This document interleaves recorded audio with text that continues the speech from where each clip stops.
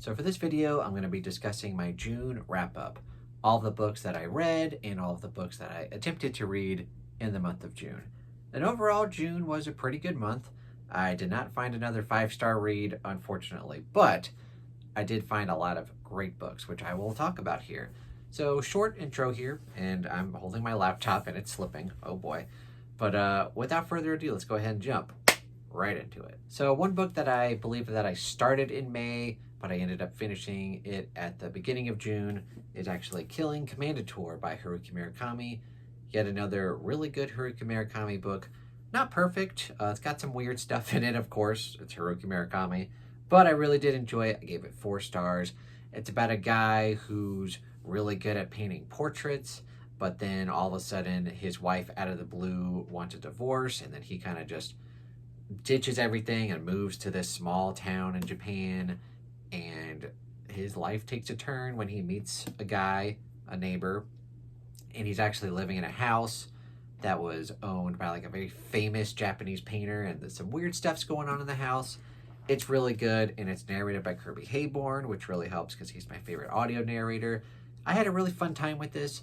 Again, not perfect. It does have some very weird sexual stuff. A lot of Haruki Murakami has that, but this is like a lot. But that aside, still really good. I really enjoyed the pace of it, and just there was a lot of questions that were brought up, and I feel like it was just a fun book to read, and I really did enjoy it. So it was a fun way to start off June with a 4-star Haruki Murakami read, Killing Commandator. And I did lie, partially lie. I did have some 5-star reads, but they were actually rereads, which don't really count because, like, of course, I'm going to give it a high rating if it's a reread. First one of those is, of course, The Illustrated Man by Ray Bradbury. This was the first book that I picked for the Ray Bradbury Book Club over on the Bookastromer Discord.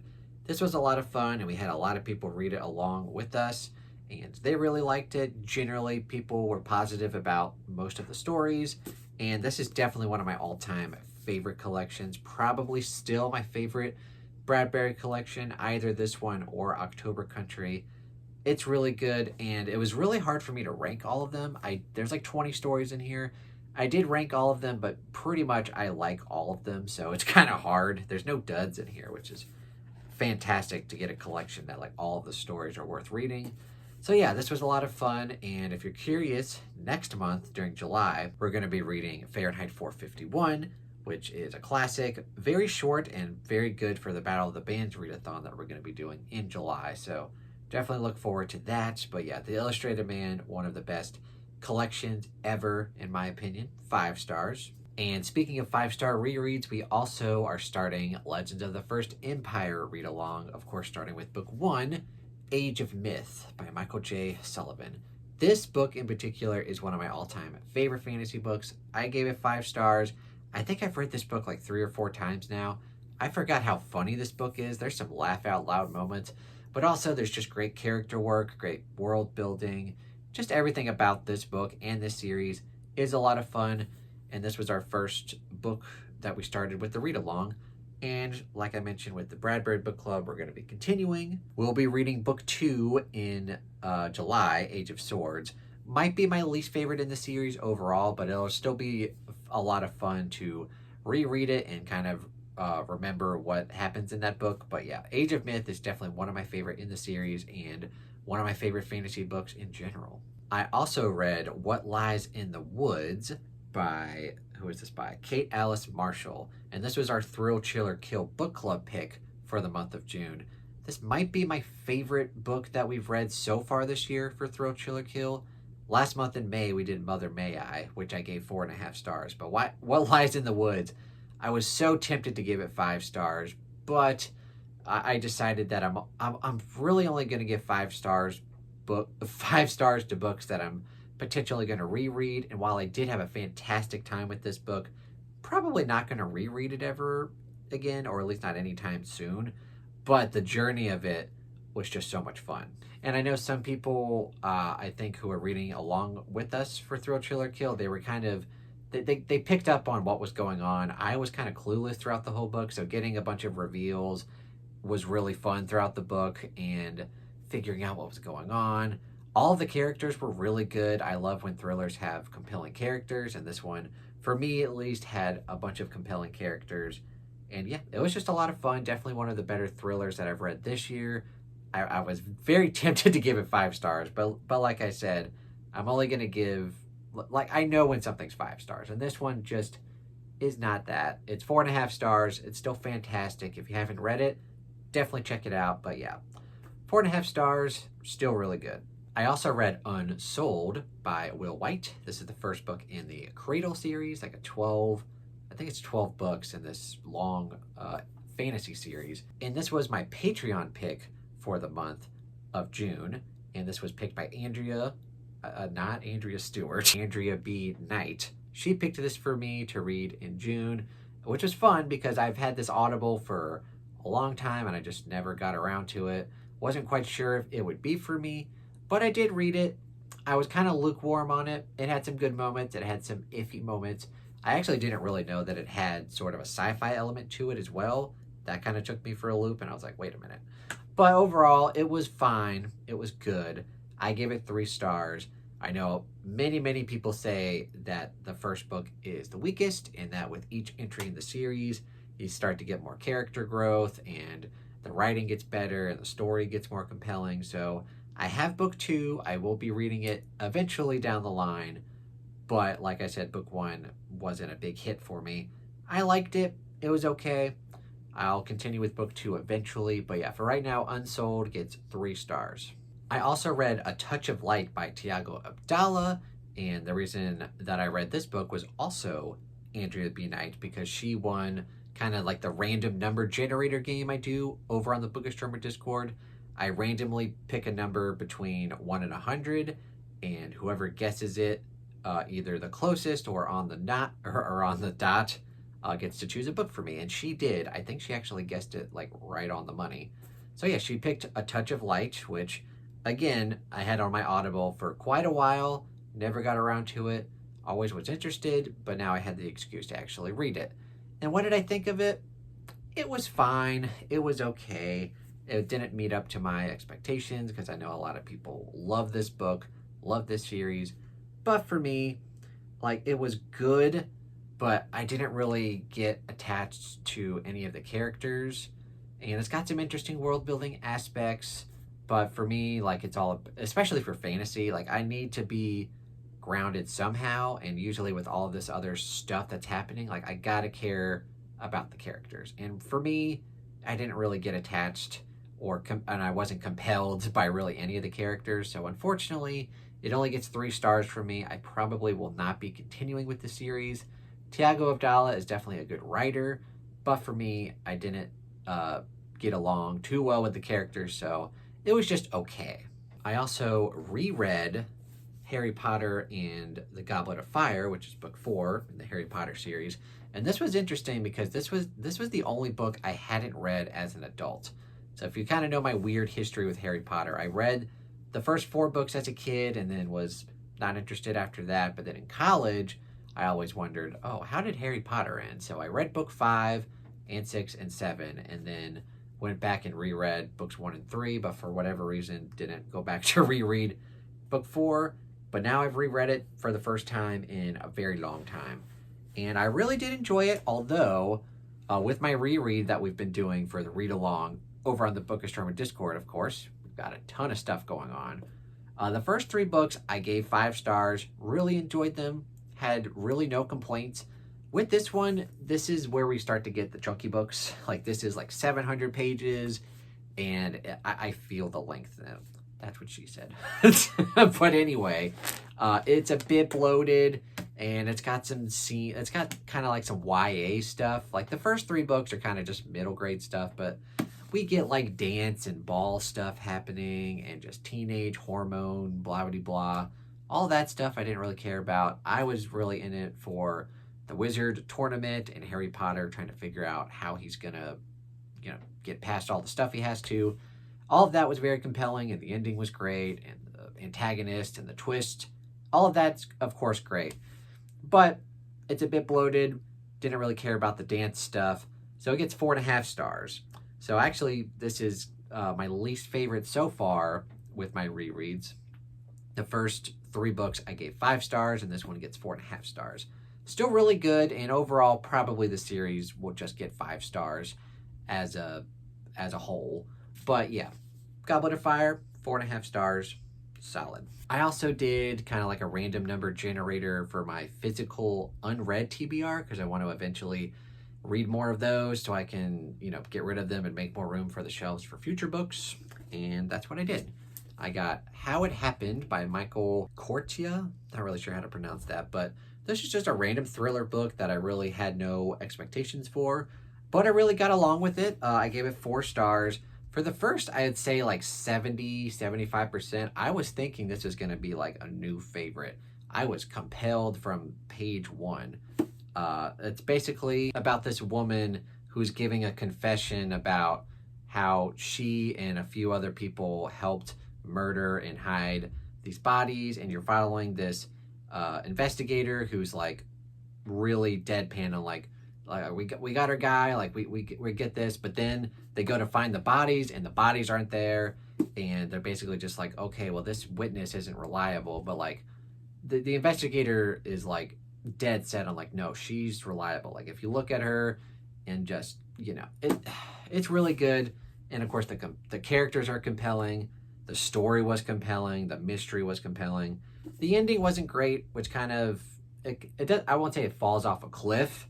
It was still good, but by the end of it, I just wasn't as compelled as like the first 70% of it. It was still a really fun read, and I definitely want to check out more from this author.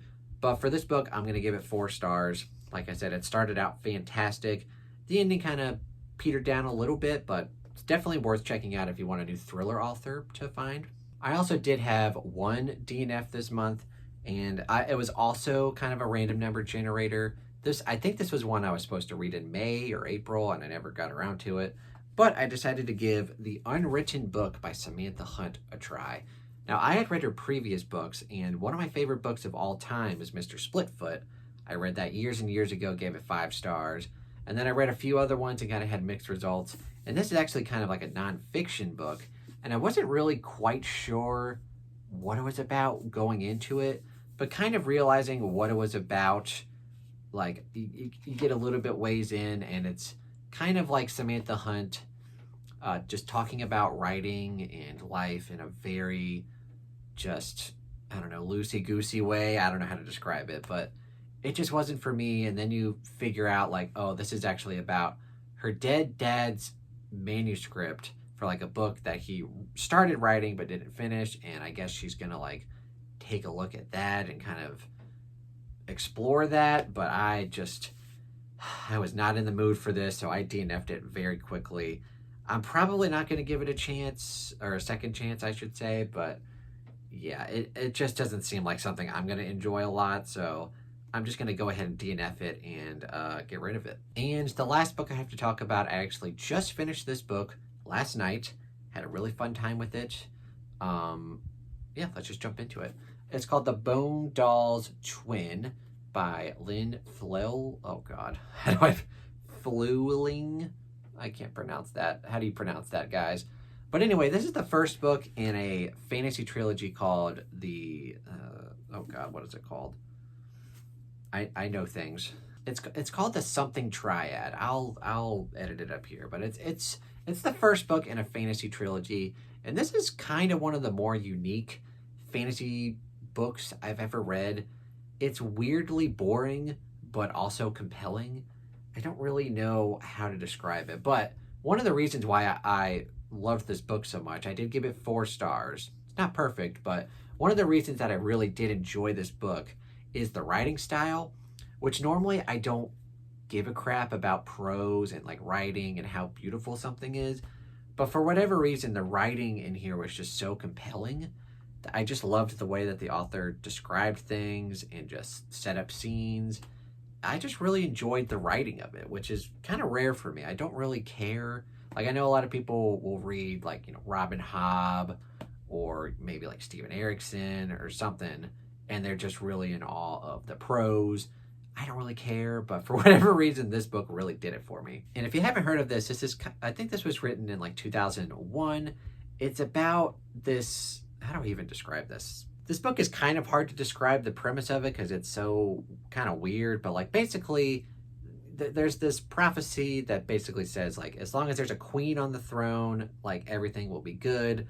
But the one of the queens kind of goes a little bit nuts, and she gets usurped by a king, and now the king's on the throne, and a bunch of weird stuff's happening, and he actually, you know, crazy enough wants to kill all of the female heirs that could possibly usurp him. So like all of these female princesses and all everywhere just start dying off mysteriously, and these magicians, like these with the couple of magical people, want to protect one of them because in this prophecy they think that this girl that's about to be born is going to be like, you know, like the heir to like bring peace to the world. So their idea is to magically transform this girl into a boy, and at a certain time when they are older they will magically turn back into a girl, and then, you know, she'll be queen and all that stuff. So basically what we get is this young boy's life, who's actually a girl named Tobin, and we get his life. And like I said, it is kind of boring because it's kind of just him. Yeah, I don't really know how to describe this book to make it compelling, but I really liked it. And by the end of the book, you know, you get a reveal, and it's pretty compelling, and I'm definitely wanting to read books 2 and 3 to figure out, you know, what's going to happen when Tobin gets older. You know, at the end of the book, he's not a woman yet. So I want to see what that looks like and how people will react to that and what the politics of that is going to be. So if that sounds at all interesting to you, please pick up this book, because I want someone else to read this so I can have someone to chat with about this, because I don't know anyone who's actually heard of or read this book. So if you've read this book, please comment down below what your thoughts are. All right, so that is my June wrap up. All of the books that I read or attempted to read in the month of June. And like I said, I had a couple of 5-star rereads, but I was not able to find a new 5-star favorite. I got kind of close with What Lies in the Woods, but the very end of it, I was like, eh. And then, you know, the reread factor, oh boy. I'm really hoping in July I'm going to be reading a bunch of new books by some of my favorite authors. So Jordan Sonnenblick, Stephen Graham Jones, Lisa Jewell.